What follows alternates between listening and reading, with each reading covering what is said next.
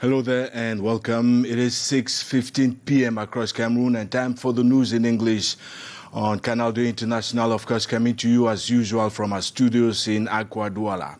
First things first, the headlines.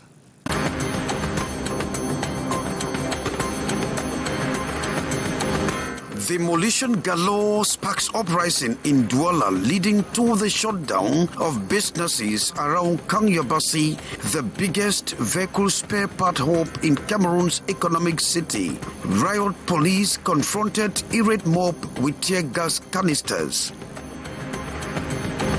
Cameroon's opposition parties chart possibility of a unique candidate come 2025. How possible in a country with more than 300 political parties, 98% of which are satellites of the ruling CPDM party? On importers and sellers of Cameroon's national team jerseys in disarray a few weeks to the World Cup kickoff in Qatar.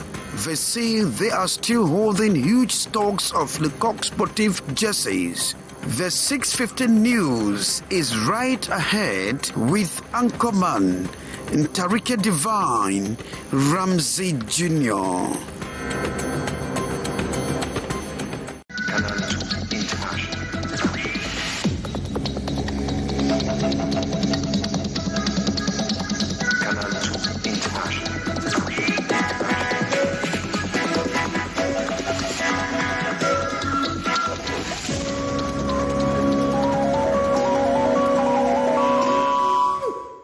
Thanks sincerely for the privilege of your company. Now, in recent months and across urban settlements in Cameroon, residents have been repeatedly surprised by short-notice demolition drives enacted by local authorities. The latest case in point takes us to the popular Kanyabasi neighborhood in Douala, where locals earlier today poured out of their homes and into the streets to engage bitter standoffs with law enforcement officers in desperate bids to disrupt another demolition drive. D. Morin. It is a tense Tuesday at Kanyabasi, a neighborhood in Douala, as a demolition almost caused an uprising. The population is revolting against what they described as illegal demolition of houses and shops by an individual claiming ownership of the land. It took the combined efforts of security officers to restrain the irate population from going overboard as they retaliated with stones. The continuous rain of police officers with stones pushed the police to retaliate with tear gas, forcing the population to retreat.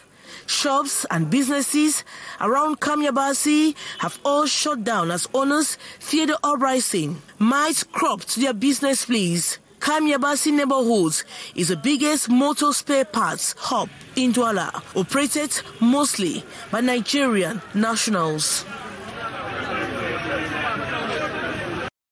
Now, we gather that relative calm has returned to the neighborhood, but the future remains quite uncertain for its residents. We stay on in Douala because accessing or exiting the city at its west end in Bonaberi has become a veritable nightmarish experience for road users. According to testimony sourced on the ground, it now takes longer nowadays to travel from Bonaberi to the Bekoko Junction than moving from Douala to Limba in the southwest region on normal circumstances. Here's Kejang Henry Atembe. Traffic was completely paralyzed Sunday evening at the west entrance into Douala, Cameroon's economic city. It was an endless line of vehicles between Bekoko and Carrefour Music, narrowed after rehabilitation works some years ago. Many drivers and passengers were angered at the snail-pace circulation. Some passengers were forced to jump out of the vehicle to continue the journey on foot. As the anger built up, some drivers had to zigzag through the endless line with the hope of seeing the end of the tunnel. All this had to go with serious consequences from the Traffic Police Department. Unbelievable to others, after spending more than 3 hours on the spot, motorcycles became the preferred alternative regardless of the cost. The west entrance traffic hold-up equally created a load of accidents, breakdowns, anger and collision, leading to many arrests. According to a United Nations statistics, traffic hold-up cost a pyramidal $2,200 billion to the global economy yearly. The situation is serious in Bikoko as it is a meeting point connecting 4 regions of Cameroon. That is the littoral, the west, the northwest and southwest regions. Now, if you've been to the 8-2D market in the capital, Yaoundé, then you must be familiar with these words, chocolate pool. In fact, it is the nickname for the road that passes in front of the commercial space. Traders say it is not only a huge eyesore, but also a major hindrance to their businesses as it discourages shoppers from coming to the market. Here is Beatrice Ngamo in Yaoundé. Chocolate pool, the name, the traders have tacked the road in front of the market and surrounding mud, especially when it rains. The chocolate makes business very difficult. When it rains like today, there is more. Customers do not come to buy. It is not to talk, see for yourself. Needs to move from left to right, put goods on wheelbarrows to get customers. It really disturbs us from selling, at times forced to liquidate the goods. When there is mud like this, very difficult to sell. Entering to buy inside the unfinished market, the nightmare continues. When it rains, I don't have the courage to come to the market. When I imagine the state of the market, I'm frustrated.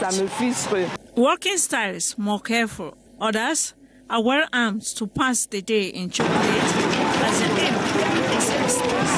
And while the stomach can't stay still, disgusting it seems, she's forced to go to the market. The mud at some places mixed with the bed. The combination difficult to describe. Unhealthy it is, but business must continue. And from Monday to Monday, the traders hustle for daily bread. Now, a caucus of opposition party leaders, are calling for the need for a strong platform, a coalition platform, to be put in place ahead of the constitutionally slated presidential poll in 2025. Some, like Cabral Libby of the PCRN party, say they are ready for a united and unique opposition front.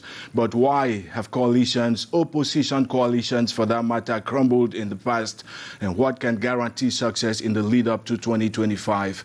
Hyacinth Chia has been speaking to a couple of pundits. It has always been an option over the years for the numerous opposition parties in Cameroon to form a coalition to be able to overpower the ruling party through the ballot box, a possibility often hampered by ego and leadership battle. Most of the coalitions that have been formed from 1992 right up to present day has always collapsed because of power tussle.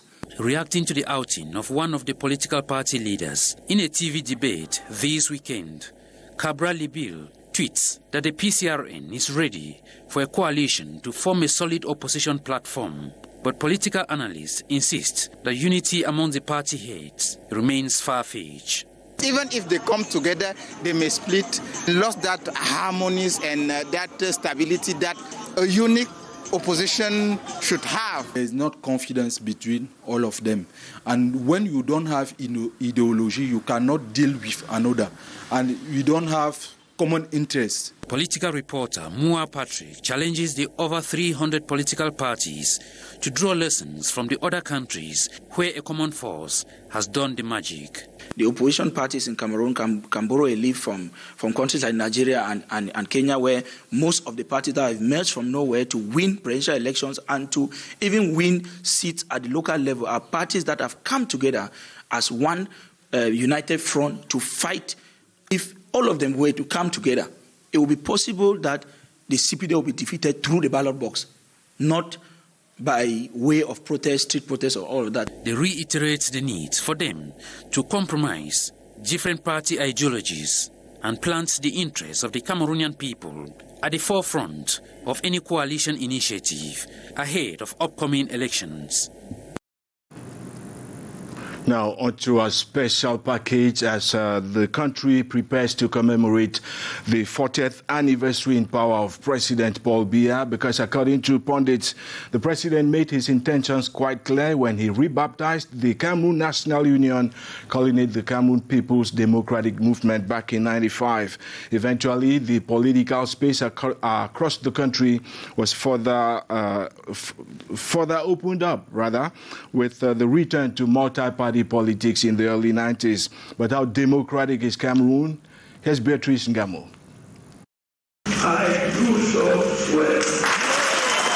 Paul Biya heralded entry as president of Cameroon November 6, 1982 with the New Deal concept, captivating with great euphoria. The axis was on rigor and moralization. It was democracy in a one-party politics era under the Cameroon National Union, CNU party. Revitalized March 24, 1985 to the Cameroon Democratic Movement, CPDM. Because of the early crisis, Mr. Biya was not much more open as he began his reign. The wind of change, the multi-party politics in 1990 came in with modification. He passed the liberty laws, which were another step to ensure that every Cameroonian was free to express themselves. There was a tripartite meeting in 1991. And in 1996, a new constitution came into place. The evolution continued with the first multi-party parliamentary elections held in Cameroon in 1992. Biya and CPDM were able to win less than half of the seats at the National Assembly. That's why we could have a majority in the National Assembly from the opposition.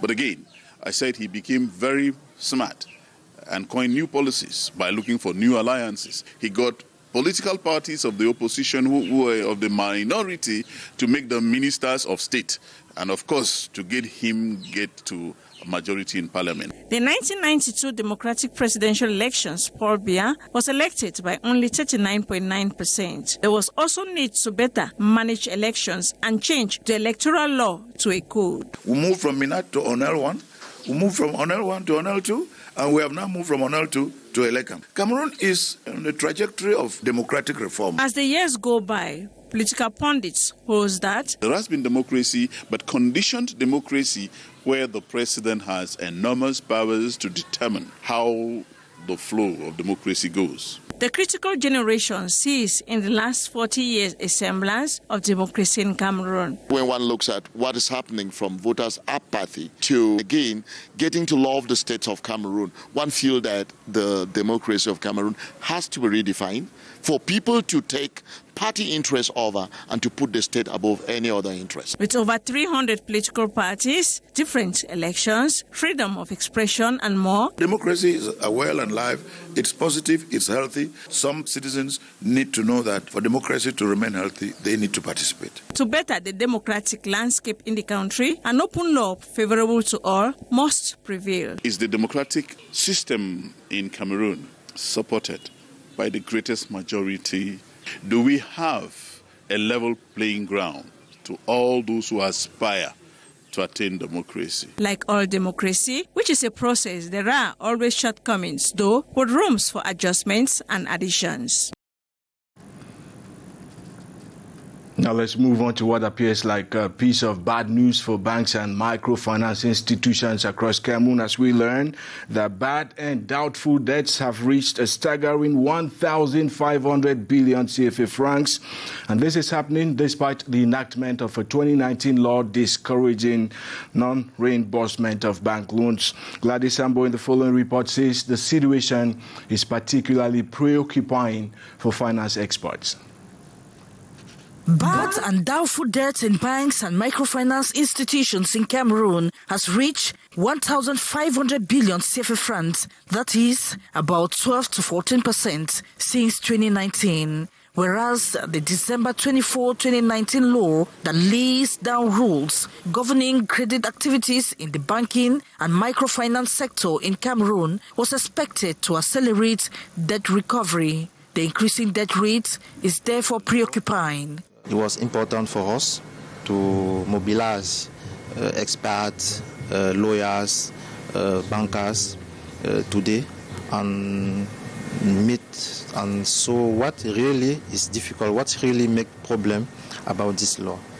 experts are therefore meeting in Douala, Cameroon to share experiences and ideas as well as seek better solutions towards reversing the current trend. The first step is to know that the law is existing. The second is to appropriate the law, to engage ourselves to the application of that law. And the third step is to make the evaluation. At the end of the two-day discussion, experts from banks, microfinance institutions and lawyers would have gained knowledge on best practices to implement in their various structures in order to drop the rising rates of bad debts in the sector. Now, if you're part of the Christian community in Cameroon, then you must have joined your counterparts worldwide in commemorating All Saints' Day this day. But what is All Saints' Day and how is it commemorated on the Cameroonian skies? Beatrice Ngamo. The Charles Luanga Parish at Nkolbison neighborhood in Yaoundé, one bearing the name of an African saint, Charles Luanga, a Ugandan convert to the Catholic Church, was martyred alongside his companions in 1886. He was beatified in 1920 by Pope Benedict XV and canonized on the 18th of October 1964 by Pope Paul VI. Like him is the St. Kizito Parish at Mvongbi. Kizito was canonized same October 16, 1964 by Pope Paul VI. So too, the Blessed Anorite Parish at Carrefour Biamasi after Marie Clementine Anorite. They are among the many saints commemorated this November the 1st on the occasion of the Feast of All Saints. Unfortunately, very little is known of them, especially from the faithfuls who attended Mass at the Basilica on the occasion of the day this November 1st. All they hold tight is that they are very proud of them as their source of hope in the living God, as they give us evidence that it is possible to spend our lives being faithful to God and charitable towards one another. We are thus called to follow in their footsteps in faith in order to join the company of saints and blessed in heaven. A reminder, we all have this universal call to holiness. Cameroon, like other African countries, are still waiting for their own saints. And finally, on our sports page, the kickoff for the 2022 World Cup in Qatar is barely a couple of weeks away now. And as the countdown begins to narrow fast, jersey importers and retailers across Douala are soaked in despair. They complain that a decision taken last August by the Cameroon Football Federation, FECAFOOT, terminating its contract with French kit supplier Lecoq Sportif, is ruining their business. Stephanie Chin. In just a matter of weeks from now, the 2022 World Cup will get underway in Qatar, and fans of the indomitable Lions are gearing up to mobilize support for their national team. However, vendors of football jerseys across Douala are contemplating the competition in despair as a result of the ongoing legal quarrel between the Cameroon Football Federation and the French sports kit producer Lecoq Sportif. During the period of the African Cup of Nations, we had large reserve stocks leading up to the major event that is the World Cup. When people talk to us about new One All Sports contract, it is not easy for us, especially in these times of economic recession. Last July, FECAFOOT terminated the contract it had with Lecoq Sportif that ran until 2023, accusing the firm of failing to provide sportswear for all of Cameroon's national selections, as well as open jersey shops across the country, as stipulated in the contract. Dans un premier temps, on va rappeler dans l'imagerie populaire. First of all, you will remember that the arrival of One All Sports within the Cameroonian Football Federation was badly received for two reasons. The first thing is that it is a lesser-known brand. It's an equipment supplier that we've often seen in Formula One and e-games. And it's not a brand that has often kitted our football teams. And that is what people criticized. And as well as that, we were really expecting big, famous brands. And that's when things started turning sour for jersey importers and retailers, as 1 month after, the Federation announced it had linked up with One All Sports to henceforth produce attire for the national team, including for the Qatar World Cup tournaments. The vendors are currently stranded with their Lecoq jerseys as the number of clients considerably drops. And that's where we replace the lead on this edition of tonight's News in English on Canal International. If you missed out on anything, don't you forget to head to our website. You can have a chance to catch up. More news at 1950 with Alain Ghislain Kanga. But right ahead is the debrief with Lil Piju. Thanks once again for keeping us company.